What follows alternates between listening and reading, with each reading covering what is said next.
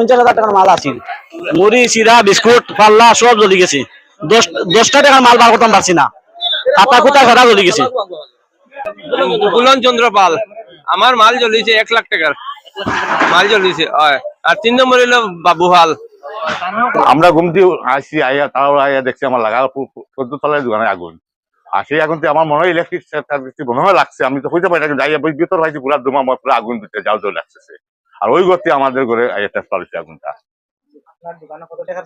আমার দোকানে প্রায় 12 লক্ষ টাকা বানাছিল। তাতে আমার সামান কিছু বাড়ছে, আর যে ফায়ার ব্রিগেড জ্বলে গিয়া প্রায় 3 লক্ষ টাকা ড্যামেজ হয়েছে।